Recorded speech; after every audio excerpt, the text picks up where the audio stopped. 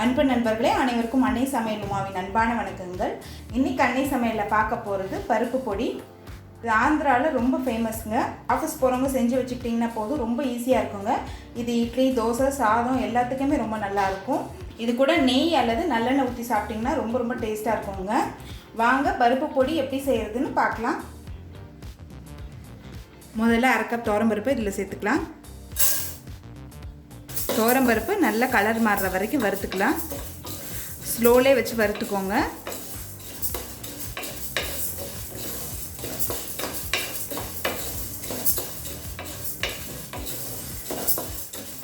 நான் எண்ணெய் எதுவுமே சேர்க்கவே இல்லைங்க. எண்ணெய் சேர்க்காம தான் பருப்பை வறுக்கிறேன்.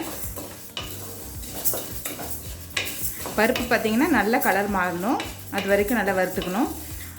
அப்போ தான் டேஸ்ட்டாகவும் இருக்கும், அதே நேரத்தில் சீக்கிரமாகவும் கெட்டு போகாது. இப்போ பருப்பு பாருங்கள் நல்லா கலர் மாறிடுச்சு. இந்த அளவுக்கு வறுக்கணும். இப்போ இதை எடுத்து தனியாக வச்சிடலாம். அடுத்து 1/4 கப் கடலைப்பருப்பு சேர்த்துக்கலாங்க.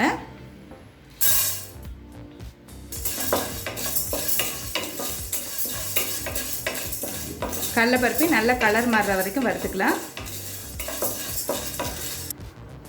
இப்போ இது கூடவே நம்ம 5 காஞ்ச மிளகாய் சேர்த்துக்கலாம். அடுத்து 1/2 டீஸ்பூன் சீரகம், 1/2 டீஸ்பூன் மிளகு. இப்போ இதையும் சேர்த்துட்டு நல்லா வறுத்துக்கலாங்க.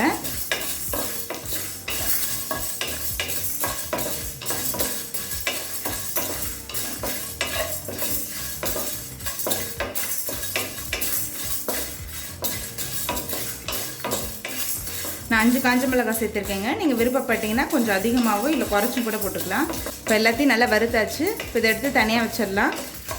கடாயில் தேவையான அளவு எண்ணெய், இப்போ கொஞ்சமாக கட்டி பெருங்காயம் சேர்த்துக்கலாங்க. பெருங்காயம் நல்லா எண்ணெயிலே பொரியட்டும். நீங்கள் தூள் பெருங்காயம் சேர்க்குறதா இருந்தால் நீங்கள் கடலைப்பருப்பு, துவரம்பருப்பு கூட சேர்த்துக்கலாம். இது கூடவே 3 பல் பூண்டு சேர்த்துக்கலாங்க. கொஞ்சம் கருவேப்பிலை. இப்போ பூண்டை நல்லா ஈரப்பதம் போக வறுத்துக்கணுங்க. அப்படி இல்லைன்னா பொடி சீக்கிரம் கெட்டு போயிடும்.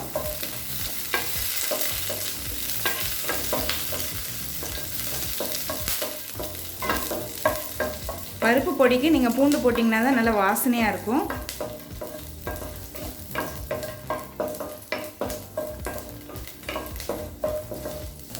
கலர் பார்த்திங்கன்னா நல்லா பூண்டு கலர் மாறணும், அது வரைக்கும் வறுத்துக்கலாம்.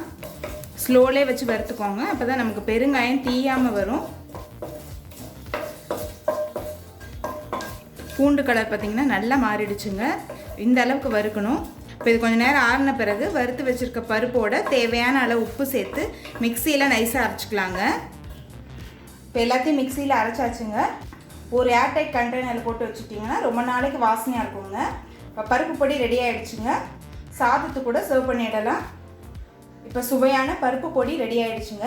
ரெசிபியை ட்ரை பண்ணி பாருங்கள், கண்டிப்பாக உங்களுக்கே பிடிக்கும். ரெசிபி பிடிச்சிருந்ததுன்னா வீடியோவை லைக் பண்ணுங்கள், கமெண்ட் பண்ணுங்கள், ஷேர் பண்ணுங்கள். இது வரைக்கும் அன்னை சமையல் சேனலை சப்ஸ்கிரைப் பண்ணலன்னா சப்ஸ்கிரைப் பண்ணுங்கள். தேங்க்யூ.